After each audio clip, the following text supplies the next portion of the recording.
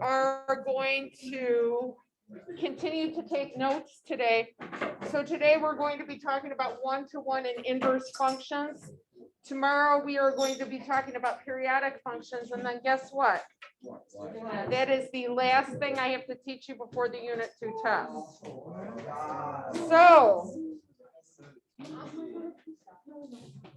So I am planning on next week, likely on Wednesday, we'll have the Unit 2 test. All right? You all sound so excited. No. All right. So once I have everyone's attention, I will start. The faster we get through this, the more time you'll spend on your homework this period.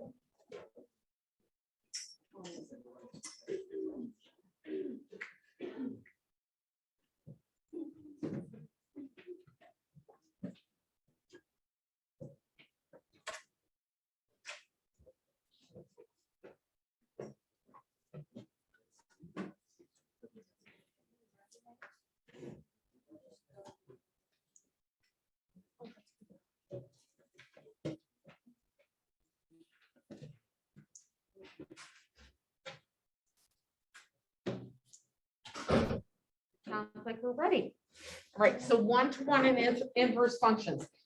First, before I start, can somebody tell me what a function is? Because clearly we're talking about functions today, but special types. Noah. It's when no two x values have different y values.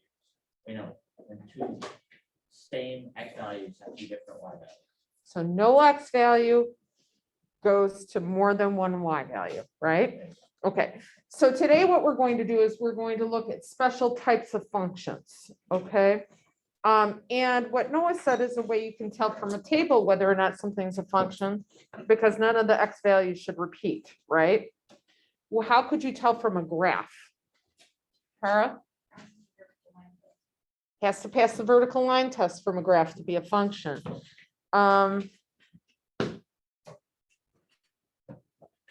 Perfect. So let's talk about one-to-one functions. So if the point 2, -3 is on the graph of a function, then no other point can have an x value of 2. Because then I would have repeated x values with different y's. However, it is possible for another point on the graph of f of x to have a y value of a coordinate of -3. Remember how we talked about that? We can't have the x values repeat, but it's okay if the y's do. Okay. So if I had a point 2, -3, I could have a point 5, -3 on a function, no problem. Okay. However, a one-to-one function is a function where each y value has only one x value. Each y value has only one x value. So for example, if I had a function that had 2 -3 on it and 5 -3, it would be a function, but it would not be a one-to-one function.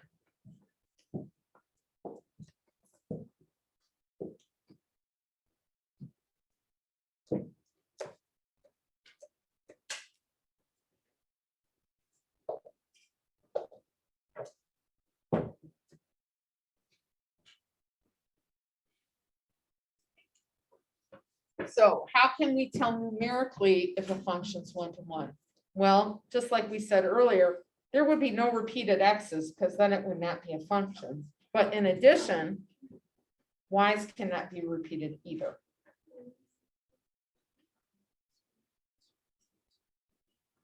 And graphically, if I look at a function, I can tell it's one-to-one if it passes something called a horizontal line test. So to be a function, we have to pass the vertical line test. To be a one-to-one function, I must pass the horizontal line test, meaning that a horizontal line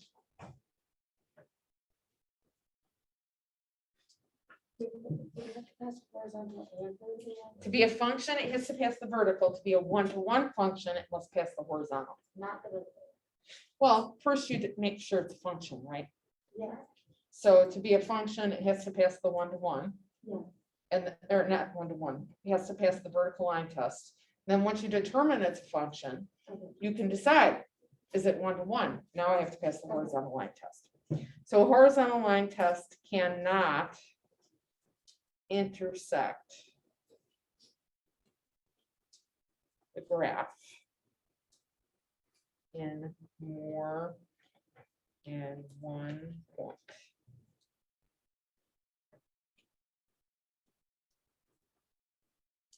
Horizontal line cannot intersect the graph in more than 1 spot. Okay.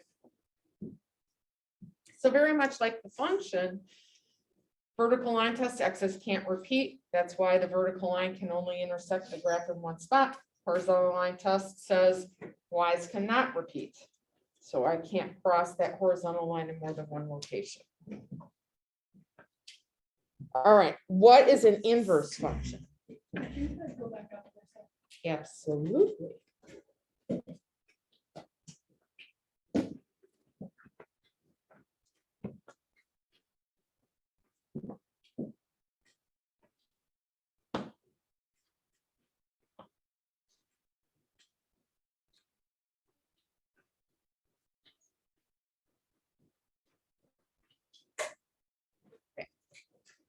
What's an inverse function? Well, an inverse of a function is defined to be a function obtained by switching x and y values. So if I have a function and I want the inverse, I just flip them.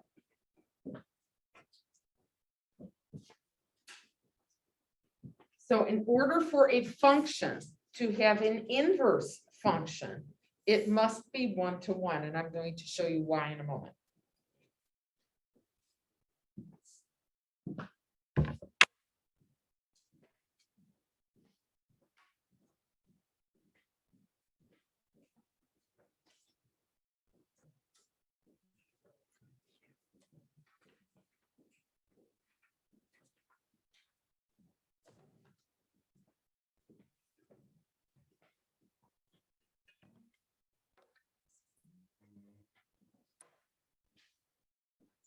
So take a, yep. That's okay, I'm rather you tell me than not.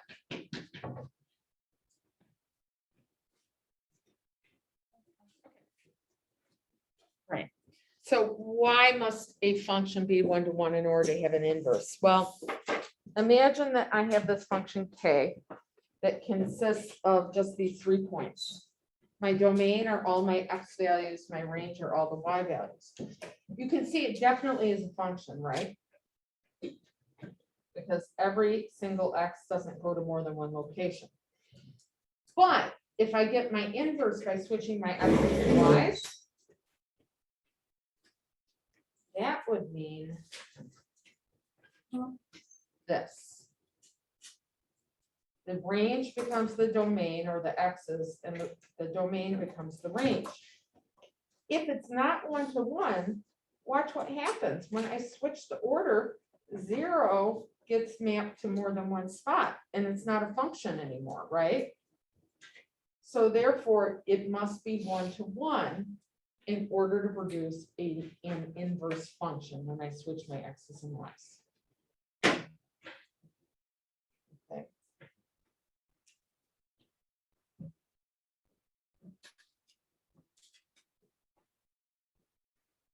So why, when you switch x's and y's, inverse must still be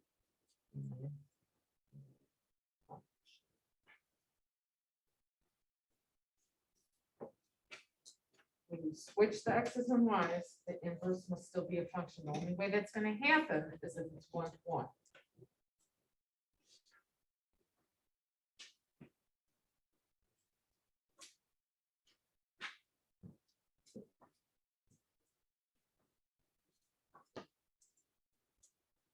But yet,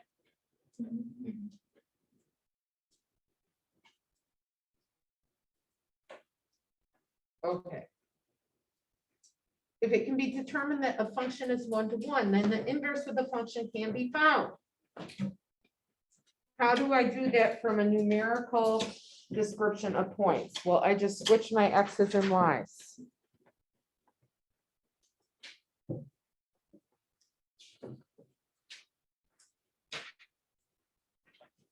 Graphically, I can reflect it over the line y equals x.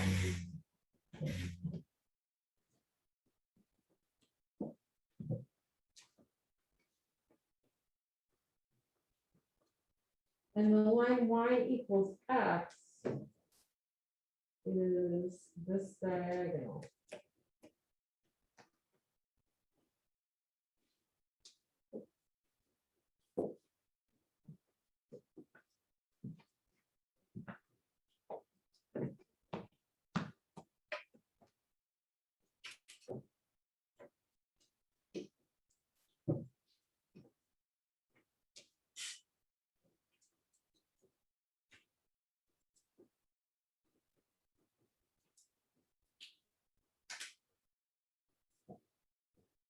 So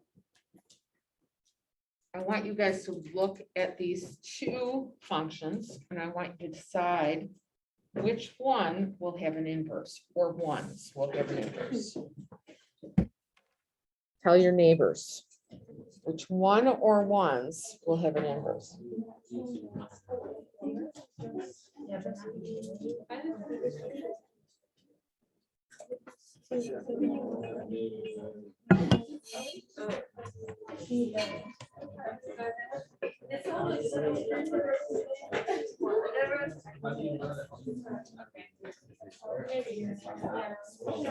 All right, let's stop for a minute, come back together. Letter A. Will it have an inverse? Raise your hand if you think it will. Raise your hand if you think it will not. Well, that's a lot of people not. Adriana, why do you think not?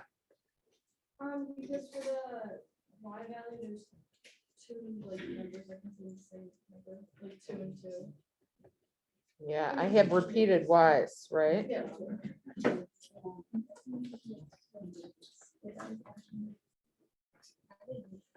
So no, it will not have an inverse. How about part B? Who thinks that will have an inverse? Part B. Yes, it will. The x's are not repeated, the y's are not repeated. Okay.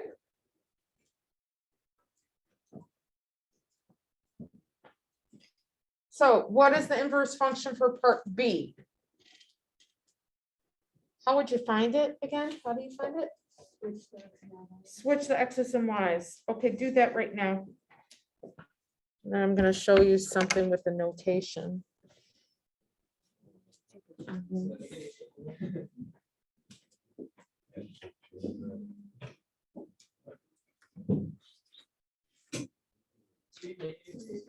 Yeah, make it a table.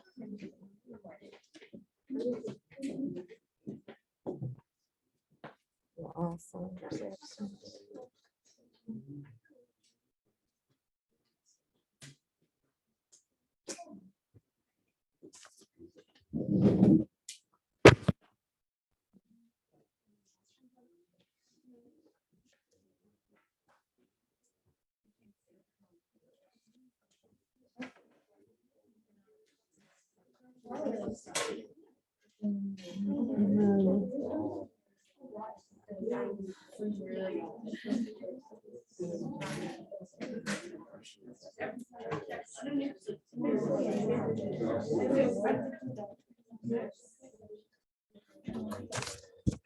All right, so everybody take a look. Now you will notice a couple things. The first thing you should notice is that I put my x's in order from low to high. Oh, Is it required? No, but boy, it's awfully nice if it's low to high, okay? The other thing you'll notice is this. Now, this is not f to the -1 power. This is in notation how we write inverse of f.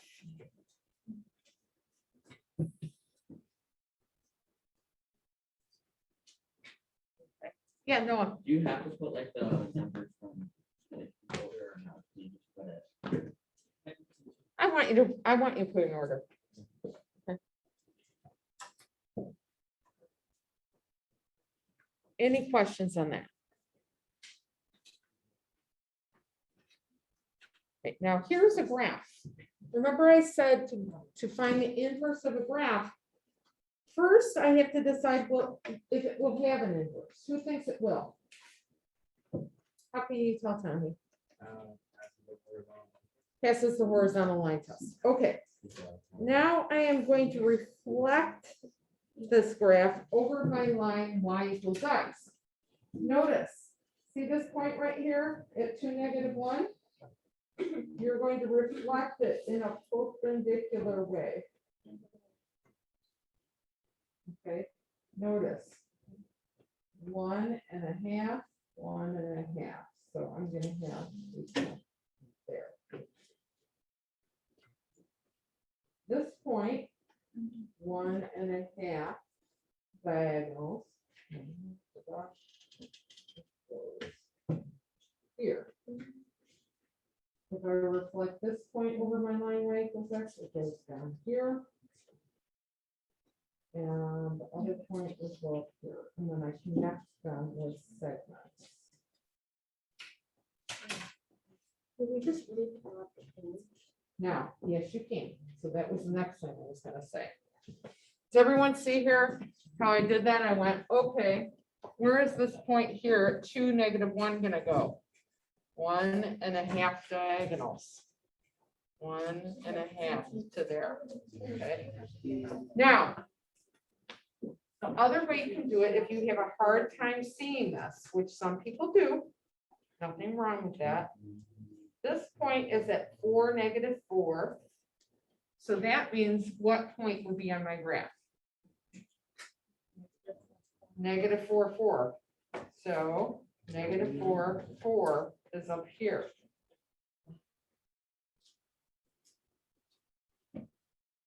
This point right here is 2, -1.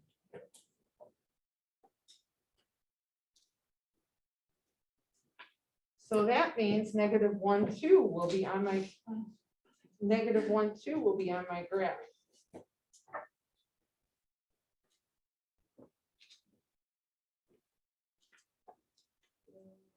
This point is at -2, 1, which means 1, -2 will be on my graph.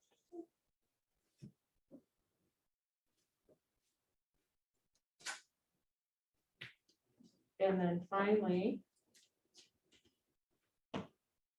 this point is at -5, 5. So therefore, 5, -5 will be on my graph. So yes, you can find points, change the X's and Y's, plot them, draw them if you have a really hard time just seeing that reflection. Okay? Any questions? How about this one? Does it have an inverse? How can you tell? Beautiful. No, an inverse does not exist. G of X is not 1-to-1. It does not pass the horizontal line test.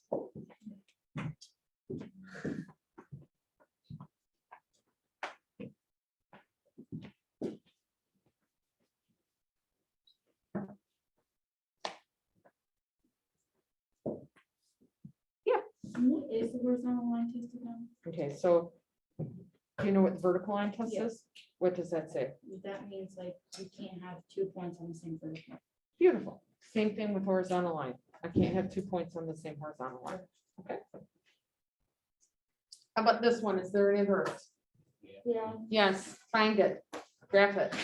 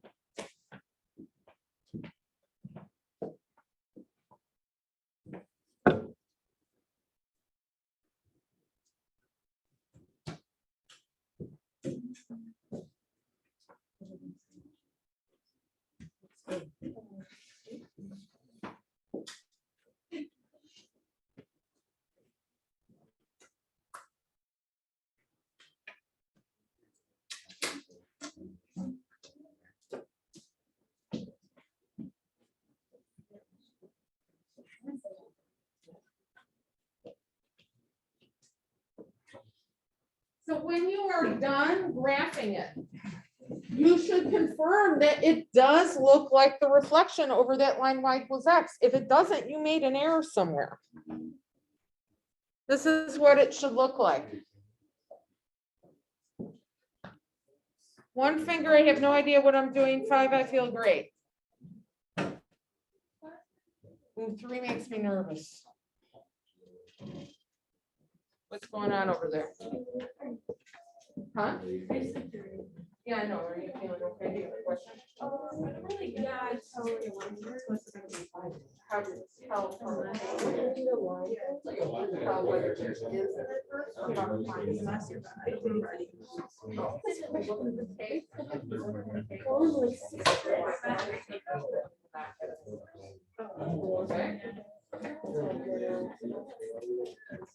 Okay, next one. There are no exact points drawn on this. However, you can pick two. Pick 2 points on that line, switch them, and then graph the inverse.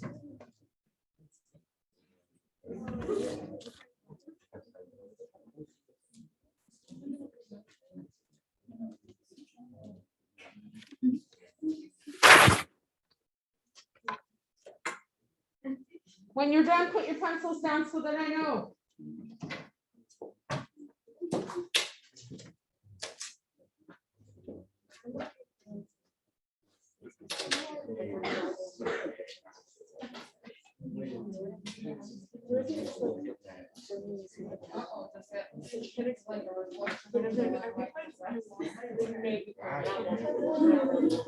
Like a rocket man. Yeah.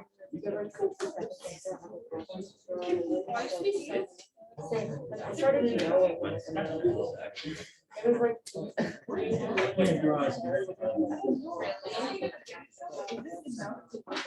I mean. No, I said that, but like.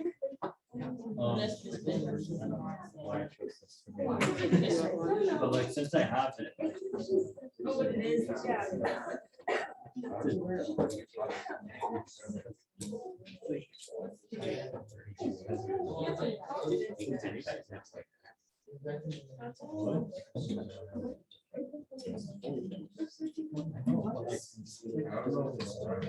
Oh. This is like irritating, so I just. I would feel more irritated. Oh my goodness, I'm seeing lines that look parallel out Oh there. my lord, my goodness, Riley. You weren't the only one, Let's go. so don't be so critical.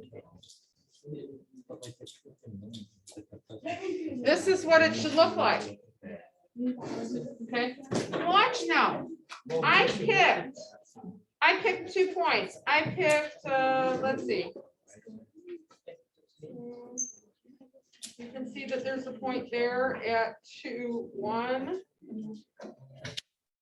And then I picked another point.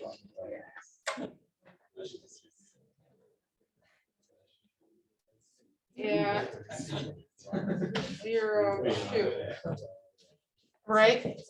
So if you can't see it really well, pick a couple points on there, switch your X's and Y's and plot them. Clearly, if you draw in this line here that represents Y equals X, they should be the mirror images of the other. Okay? I saw some parallel lines going on. I don't understand. Yeah. I have a question, like the point, 6, -1, if you like reverse that, so that is completely off like that. Okay, so what? 6, -1. So I should have -1, 6 on here. -1, 6. Oh, but yeah, I was going to. Yeah, when I read that, it looks like a 6 to me too, but it's the 5. Okay, so what does a function do? What does an inverse function do to the function? Listen up. An inverse function undoes the function. So what do I mean? Well, let me show you. If my X goes to Y and I put y into my inverse function, it goes back to x. It's kind of a nice thing. If I only see the y value, I can say, well, that's nice, that's y. I wonder what x gave me that y. Well, now I can put it into the inverse function, so that's nice. So, Sorry. okay, listen. Inverse functions undo each other. What happens to x in f? Out comes y. Let's draw the function box again.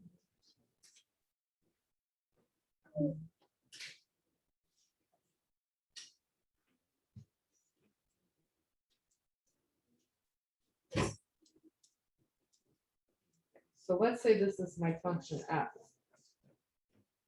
Okay. So my x goes in here.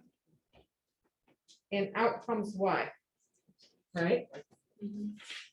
What the inverse does is this. Let's move this over.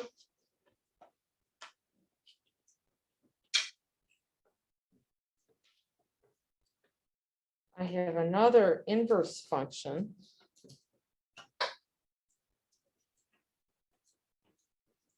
If I take that y value and I put it into the inverse function, out comes x. They undo each other. X goes into f, y comes out. Y goes into the inverse, x comes out. Now, this is an example of two inverse functions. F of x and g of x are inverses of each other. Now, let me show you how this works. If I start with x, what's the first thing that happens to x in f? It gets multiplied by 4, right?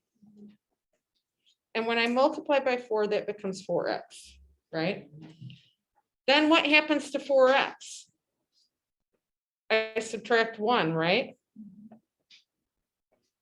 This is what f is doing. X goes in, it gets multiplied by 4, then I subtract 1, out comes 4x minus 1. Well, g is the inverse of that. Now, let's see why that works. What's the opposite of subtracting 1? Adding 1. So to get from 4x minus 1 to 4x, I would add 1, right? What's the opposite of multiplying by 4?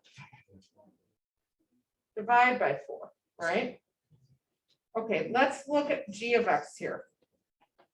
In g, what is the first thing that happens to x? X goes in. I add 1 to it, right? The next thing that happens to this is I divide by 4. Do you see how it's undoing what happened to x in f? All right, now, that's a nice visual and it helps you see why it works, but let me show you practically how you find an inverse function from an equation. You switch the x's and y's, then solve for y. You switch the x's and y's, and then you solve for y to find your inverse function. So let's see how that works. I have f of x equals 4x minus 1, right? F of x is a fancy name for y. So I'm going to switch the x's and y's. I'm going to make this x, and I'm going to make my old x y. So now I want to solve for y. I'm going to add 1 to both sides. And then divide both sides by 4. What do you know? That's g of x, right? Now, if I want to show that that's the inverse of f, I'm going to write it that way.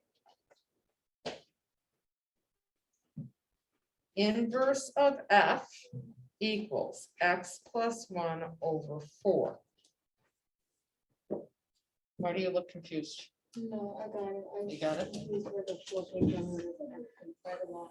Okay. One finger, I have no clue how you did that. 5, I feel great.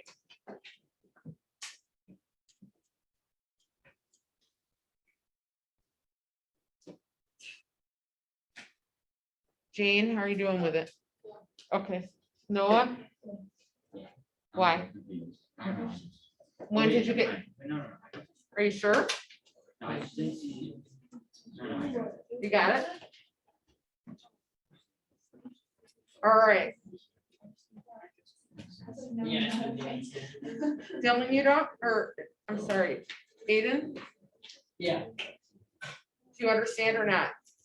I feel like that to the power of -1. It's not to the power of -1. This says inverse of x. Oh. I think I get it then. Okay, good. Yeah. All right, let's look at this one. We're gonna find the inverse function for this. We're going to switch our x's and y's and solve for y. So this is now x. This is now y.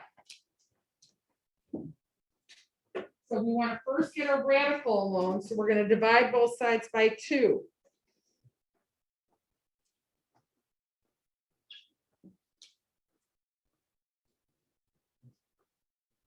Now to undo a cubed root, what I do is I raise that to the 3rd power.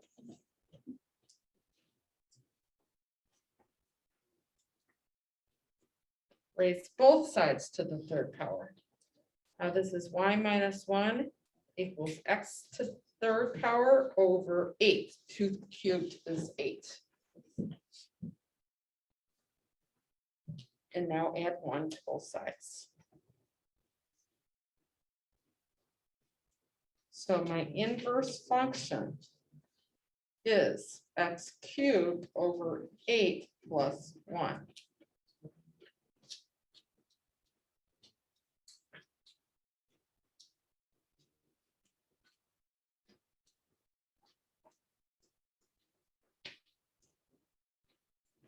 One finger, I have no idea what just happened. 5, I feel fantastic. 2. 2 is, I'm really lost. The 3 is kind of lost. What's wrong? Where?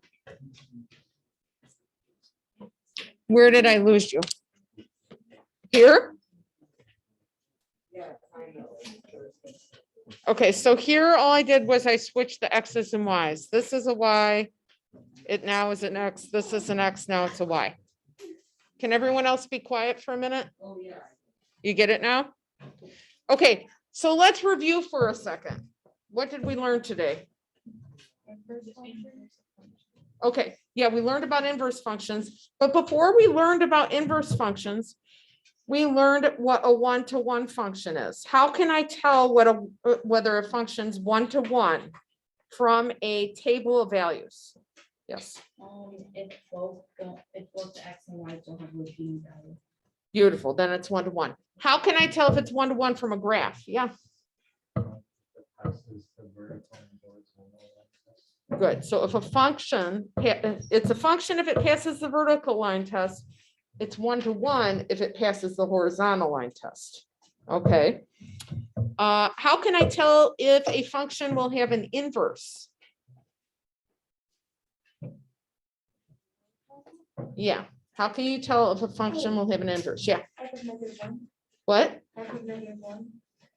That's how you write it. How can you tell? Well, let's look back a minute. Will this function have an inverse? Why not? Because it's not one-to-one, right? It must be one-to-one in order to have an inverse. All right. Every one-to-one function has an inverse. Okay. How can I find the inverse based upon a table? Adriana?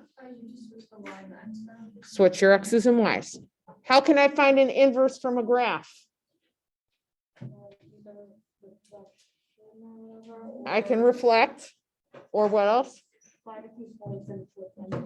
Find the points and flip them. How can I find an inverse from an equation? Raise your hand when you know. Who knows how to find an inverse from an equation?